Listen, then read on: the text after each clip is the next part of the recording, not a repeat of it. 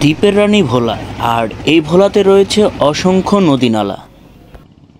আজকে আপনাদের সামনে তুলে ধরব নতুন একটি ভিডিও, আর এই অভিজ্ঞতা আগে কখনো হয়নি। এটা আমাদের এই প্রথম অভিজ্ঞতা এবং প্রথম যাওয়া।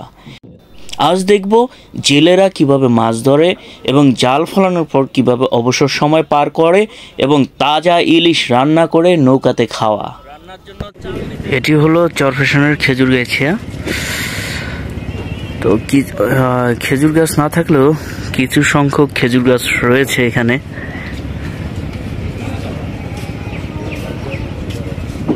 চলে আসলাম, সবাই একে একে উঠতেছে। আমাদের সাথে আজকে আছে হানান ভাই। হানান ভাই, কি অবস্থা, কেমন লাগতেছে? ভাই সেকা দিয়ে ওঠেন, সেকা দিয়ে ওঠেন ভাই, সেকা দিয়ে ওঠেন না।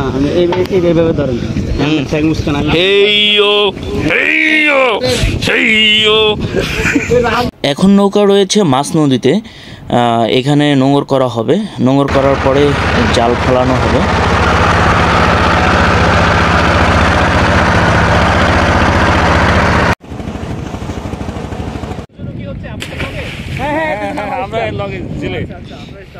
দেখতে দেখতে সূর্য পশ্চিম আকাশে। তো সবাই অপেক্ষা করতেছে যখন স্রোত কমে যাবে তখন জাল ফেলবে নদীতে।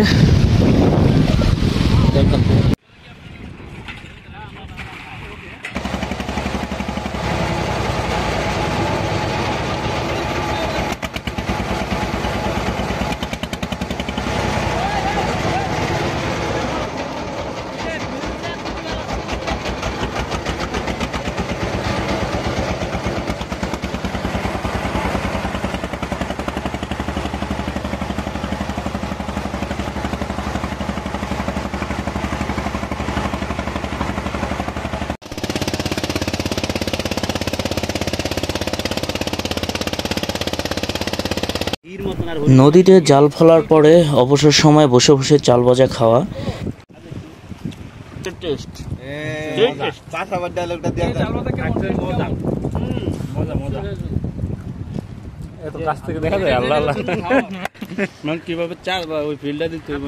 যখন নদীতে মাছ ধরতে যায় জেলে ভাইরা এই বাক্সর ভিতরে বিভিন্ন বাজার নিয়ে আসে।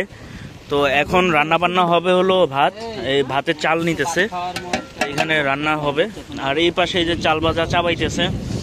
ভাই, আপনি কি ভবের চাবান চাবাইতে আছেন? মজা ভাই, এক্সের মজা।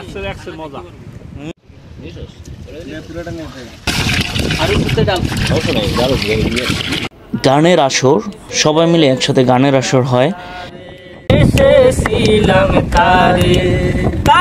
তুমি কাইরা নীলা দয়াল, তুমি কাইরা নীলা দয়াল, আমি যদি বলি এই কপালে সুখ হইলে কি তোর কলমে ছিল নারী। ও ভাই বেড়িরা বাজারে আইলে তাই হুঁশিয়ার ভাইজান, বেড়িরা বাজারে আইলে তাই হুঁশিয়ার, তার বেতাল কথা কইলে মারি বাসো আর ভাইজান, তার বেতাল কথা কইলে মারি বাসো। এদিকে গান চলতেছে আর গানের পাশাপাশি অন্যান্য পাশে ভাত রান্না কমপ্লিট হইতেছে। তো কমপ্লিট হওয়ার পরে আমরা ভাতের মারটা খাবো। আর এই চালের ভাতের মার অনেক মজা।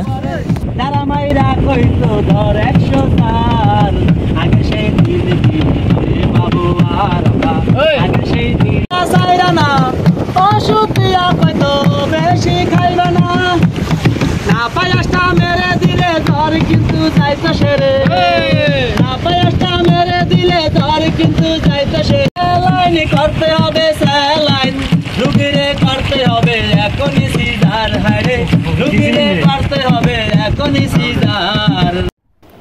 মেঘনা নদী থেকে উঠে এলো একবারে তাজা তাজা ইলিশ। দেখুন কিভাবে লাফাচ্ছে ইলিশ মাছ।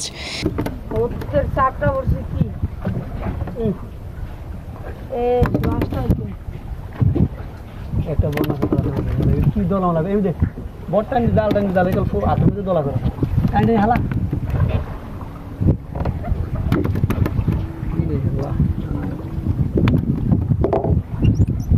আর মাছ ধরার পরে সেখানে ইলিশ মাছ রান্না করা হবে।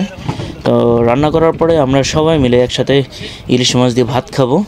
হয়তোবা সন্ধ্যা ঘনিয়ে আসবে ইলিশ মাছ রান্না করতে করতে, আর রাতে হবে খাওয়া। কি ম্যা এটা হলো ভাই যে ইলিশ মাছের কলিজা, আর এটা হলো যে ডিম। ডিম হইছে, ডিম হইছে, হ্যাঁ হ্যাঁ একটা ডিম হইছে।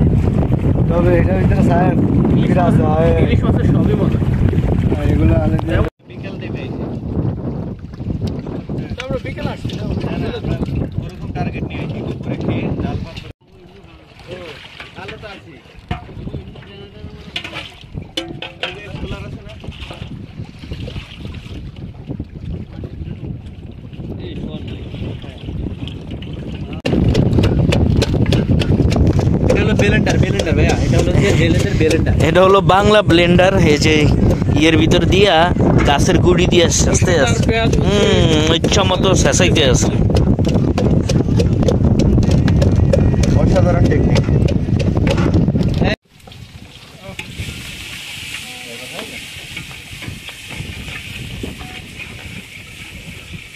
আগে কি দেওয়া হয়েছে? রসুন। আগে রসুন, পেঁয়াজ। রসুন কি ভাজি করবে নাকি? হ্যাঁ, রসুনকে ভুনে নিয়ে করবে। আশা করি আজকে রান্নাটা খুব ভালো হবে। হ্যাঁ, ভালো মন্দ খাইছিলাম তো।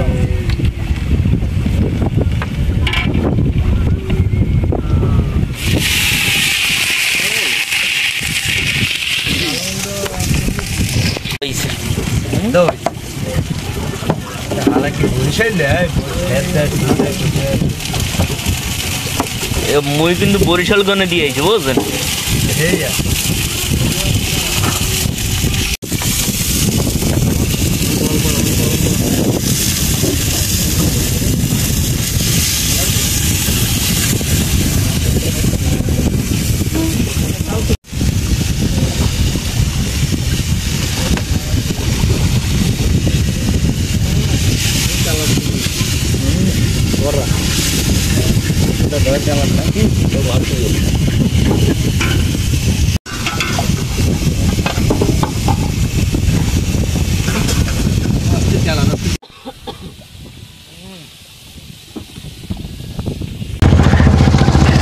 সেরকম ইলিশ, সেরকম স্বাদ।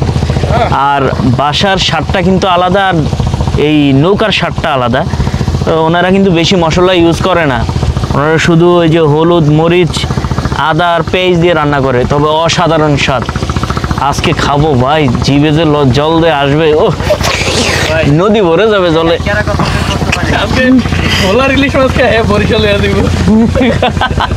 আরেকটা বিষয় হলো, এভাবে এই যে জেলেরা নদীতে মাছ ধরতেছে, আসলেই ভালো লাগে। এইদিকে রান্নাবান্না চলতেছে, আর আমরা সামনে যে চটটি দেখতেছেন এখানে নামবো। এখানে একটু ঘোরাঘুরি করে আবার নৌকাতে উঠবো। শেষ হয়ে গিয়েছে, তো আমরা এখন উঠতেছি।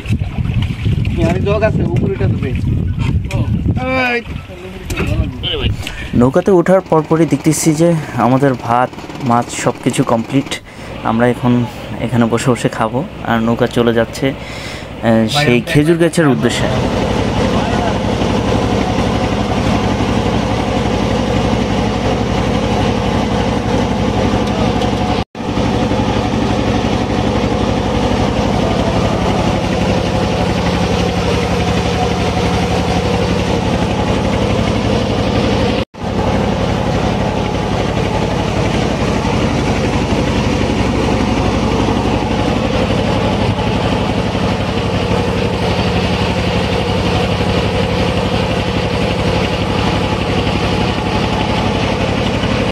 আমরা মাছের যে নৌকা ছিল ওই নৌকা থেকে খাওয়া দাওয়া করে এই চরে নেমে গেলাম।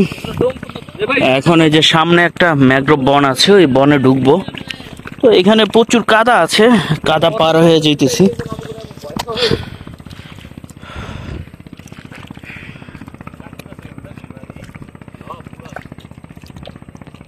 ছোট বিগ সাইজের মতো করা হইতো।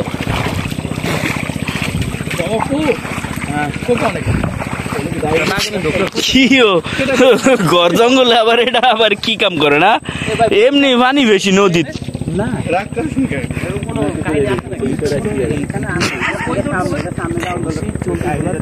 সাথে থাকবেন। আরো